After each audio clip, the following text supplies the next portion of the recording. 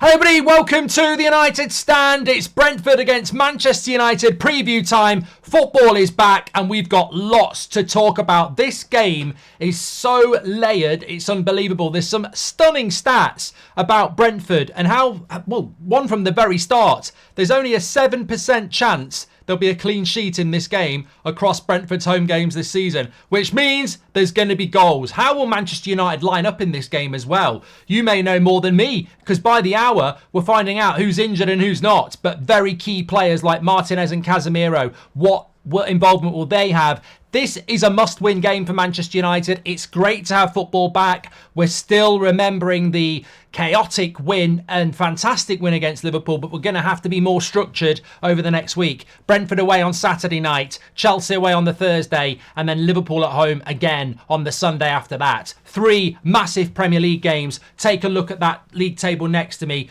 We've got to go out and get some results. I'm saying 7 points from the next 3. We've got a chance of getting in the Champions League. Anything less, maybe 2 wins and a loss might be okay, but anything less than 6, and I think we're making it very hard. 10 games to go. A week on Sunday, there'll only be 7. That gap that's the way to look at it. That's the way to look at it, and that's why Brentford, Chelsea and Liverpool games are so big. That gap at the moment is 6 points to Spurs. We've got a game in hand on Villa, so you could say it's 6 points if you win your game in hand, which is Sheffield United at home. But we can't be coming out after the Liverpool game with the gap being any bigger, because we're not going to close a 6, 7, 8 point gap with 7 games to go. So this is the week to do it. And look, massive game.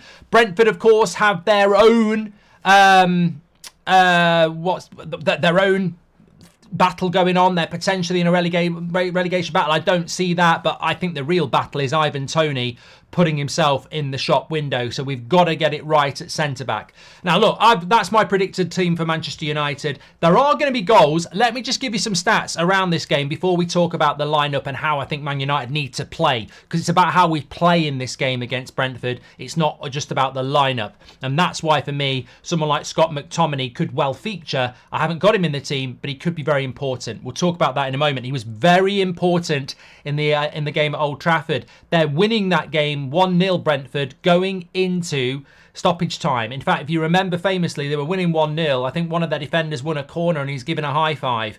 5 minutes later, he's given the floor a fist, banging it angrily, not like in some weird sex way. So anyway, McTominay won us that game. 3 points down to how we went for it. And that was a chaotic win as well. So look, how we're going to line up, massively important. But let me give you the stats. Man United's away record this season, when you compare us to everybody else, we are 6th. We're 6th in the league anyway, but we're 6th with our away record. We've won 7, we've drawn 1, and we've lost 6. We don't draw, really, away from home. We've scored 18, we've conceded 19, so probably not enough goals. But Brentford are 15th with their home record. Won 4, drawn 4, lost 6, 24 scored, 29 conceded. Now, as I said, there is only a 7% chance of a clean sheet when you play at Brentford. That is the same.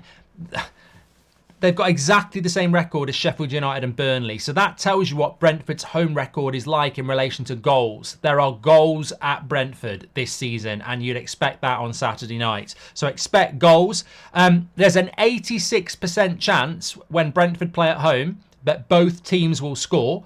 So expect goals from both teams. And the average goals per game in a Brentford home game is 3.8.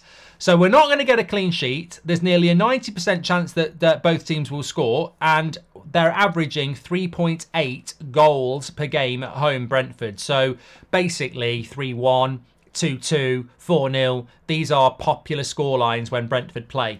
Only Sheffield United and Villa have got more, are averaging more goals per game at home this season. And obviously Sheffield United are conceding a lot. So there will be goals in this game, 100%. And I think that dictates how Manchester United need to play this game. We have to go on the front foot. We have to go to the halfway line, and we have to be intelligent with the ball. What I don't want to see in this game is Rashford, Garnacho, Bruno taking pot shots from 30, 40 yards when there's a pass on. We have had our pants pulled down at Brentford under Ten Hag. At the start of last season, They had 30% possession and they beat us, was it 4-0? I can't remember the scoreline, I try and scrub it. But they've done it to Liverpool as well. I think they beat Liverpool with 4 goals with 30% possession. So Brentford are very happy to be compact, knock a ball into Tony, he lays it off, they spin, they counter down the flanks. This is what Brentford do. They're very, very good at the quick counter and they're very effective at it. So we have to look after the ball. We cannot be wasteful. We will have 60 to 70% of the ball and we will have that in Brentford's half, the majority of it. We cannot be cutting inside and shooting from 40 yards. We've got to be careful with the ball and we've got to be clinical with our chances. And the best way of doing that is to go into the game with the mentality of looking after the ball. And if we do that, we will win this game. And I think we'll win this game comfortably. If we don't, we will invite Brentford to counter. They've got the players that can score goals and it could be another nightmare in London against Brentford. So it's about the mentality of the players and looking after the ball. They will give us the ball. We must be patient. We must score first. I still think that that's going to stay with United this season. I know I've said it a lot in the previews in the past. When United score first, I'm confident. When we don't, I think we still are quite weak mentally. So we've got to score first in this game. We've got to go into this game with an air of authority, you know. We've got to go into this game, strut our chest out and say we're Manchester United. We've got to go into this game and say, look, we're going to control it. We're going to be the team that dictates how this goes. We're going to go into this game confidently. We're going to use that Liverpool game. We're going to use what I was talking about this morning as well. You know, if Rashford's place is in jeopardy or, you know, other players are trying to get into the Euros or, you know, they're trying to play for their future or they're trying to put themselves in the shop window, then these next few games are massive for Manchester United. And the players need to step up mentally. You know, they can go to the Euros. They can get themselves a new contract. They can get themselves a move wherever they want to go. But you've got to play well for Man United, starting against Brentford. So I'm looking for maturity, confidence and patience on the ball. Let's probe. Let's find those chances for Rasmus. Let's find those chances for Rashford and Garnacho that are in the box. Let's create in-the-box chances so we've got a better chance of scoring. Let's put this game to bed. There will be goals. There will be goals. We need to score first and we need to keep our heads. And look, actually, if I'm being disrespectful, Brentford away, Chelsea away, Liverpool at home. We need at least 6 points. I want 7. 3 of them, nearly 50% of them, should come against Brentford. We should be going to Brentford, getting a win in London. And then if you do that, you're back in London on Thursday against Chelsea, you know, more confident. So I don't just want to see a result. I want to see a performance. I want to see us looking after the ball because we'll have to do that at Chelsea next Thursday as well. How do we line up? Well, look, I don't know how it's going to play out. I mean, I'm hoping we've got the press conference, I believe, tomorrow with Ten Hag. I'm hoping we're going to get good news on Martinez, good news on Casemiro, good news on Maguire. But I am taking a leap of faith here that I think Casemiro will be fit. Considering the rumour is that United's fitness team said he could play against Liverpool and he got a second opinion and they said there's a minor issue there. I would say 2 full weeks of rest and recuperation. If it was a minor issue, he should be fine. Because if it was a real issue, 2 weeks is, you know, it's about 30-40% of recovery time for a bad hamstring injury. So I would expect he's able to play. And we need Casemiro in this game because it revolutionises the way we want to play. If you can play Casemiro holding midfielder, you can put Mainu next to him and you can play Bruno. If you can't play Casemiro there, you've got to play Mainu deeper, which brings McTominay into the team. So hopefully Casemiro can play. At centre-backs, obviously, I don't think Maguire's going to be fit. We haven't heard yet what the result of his scan is, but I don't think Maguire will play, which therefore means Martinez or Lindelof or Evans. We're away from home. We've got to push that defensive line up, so I wouldn't be going with Johnny Evans in a game like this. So it's Lindelof or Martinez. And I think, logically, Lindelof is the one I've gone with because Martinez hasn't played football for a long time. Is he genuinely ready? I think Martinez might be on the bench last half an hour and then preparing to play against Chelsea on Thursday. I don't think Martinez gets thrown in unless it's the best kept secret that, he's actually match fit. We know he went to Argentina. We know he flew back early. We know he's been training. He's very, very close. And we knew he was very close a couple of weeks ago. So he could go straight into this team. If he's fit and he's ready, you put him in that team and the chances of us winning go through the roof. I just don't think we will put him straight into this game. But hopefully he's very close. And if he does start, it's a massive boost. If we can have Casemiro and Martinez back, we saw what that was like against Wolves away back in January. It changes the way we play. It gets us higher up the pitch. So hopefully, but I've gone with Lindelof. Fullbacks pick themselves. Keep Delo on the right-hand side. He's got a good relationship with Garnacho. Keep him on the right-hand side. And Wan-Bissaka did remarkably well against Liverpool and Salah. Steady job. Obviously, we're going to miss out going forward a little bit, but I think that there's not really anything else we can do. We don't really have a left back at the moment, so I think that picks itself. And then the front three. I mean, look, Mason Mount is 2 weeks further on than his cameo against Liverpool, so I'm not ruling Mount out of starting this game. I just don't see where he would start. Obviously, I mentioned Scott McTominay. Wouldn't be surprised if he started this game. Obviously, he started a few games recently. He scored a couple of goals against Brentford. Brentford are quite a physical team. Wouldn't surprise me if Casemiro doesn't play, McTominay definitely will because of the physicality and the height. I wouldn't be surprised if he starts this game regardless of Casemiro, but I just don't know where McTominay would start. If Casemiro starts, where would he start? So,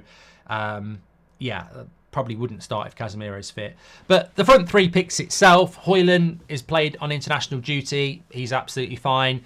I think that's done him well. Match fitness, etc. So a sharp Højlund will be welcomed back. And of course, Garnacho and Rashford, as we understand, are both match fit as well. And obviously they would go straight into the team. So I think United are well equipped with a team like that to go to Brentford and win.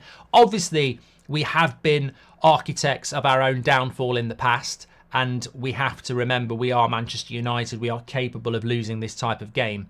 But in relation to the Premier League, in relation to the top four, in relation to the Champions League, in relation to the next 3 games that we have to go and win this game. Look, I haven't even mentioned it.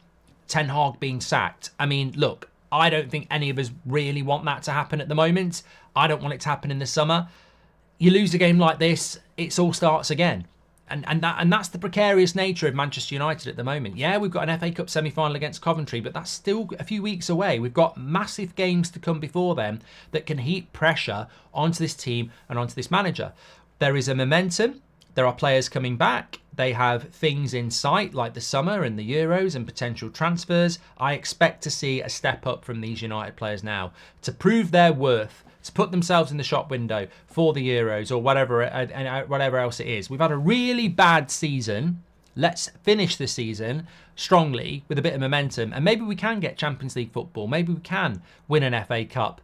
But it starts with Brentford. Like, these games are going to come thick and fast. We've got 6 games in April now, and we need to be winning most of them. I think we can beat Liverpool in the Premier League a week on Sunday. And if we do, we can really pop their title charge, can't we? So that's a massive incentive. But go on the road and win at Brentford. Go on the road at Chelsea and get a result. And then, that Liverpool game becomes even bigger. But it's how we approach it. I think that mentally, I want to see a different Manchester United to what I've seen this season. It's almost been a little bit wounded animal, I think, for the majority of what we've seen so far. I want to see a momentum. I want to see a hunger. I want to see a belief. That Liverpool game needs to stay in the heads of the team. They certainly kept together, especially in extra time and that last 10 minutes or so of normal time. Let's do it. Let's get on the road. Let's go and get a result. We know there's going to be goals in this game. Let's go and get those goals. Let's go and win this game. Make sure you get your score predictions in. I'm going to go with a Man United 3-1 win. I think there'll be a lot of goals in this game. Yeah, I'm going to go 3-1 to Manchester United. Remember, it's a Saturday night, 8 o'clock game. Get your score predictions in below. Let me know what you think about the team. Let me know what you think about the team. You might have some different ideas to it as well. And, of course, we have got the 8 o'clock show tonight. Also, don't forget the podcast, Goldbridge Saves Football. You can scan that on your camera phone. It will take you to the podcast. We're giving away a pair of Adidas Predators on the podcast this week. So don't forget to pop over to there and enter. Be lovely for a United Stander to win it. Thanks everyone to watch. I can't get my words out. I'm struggling again.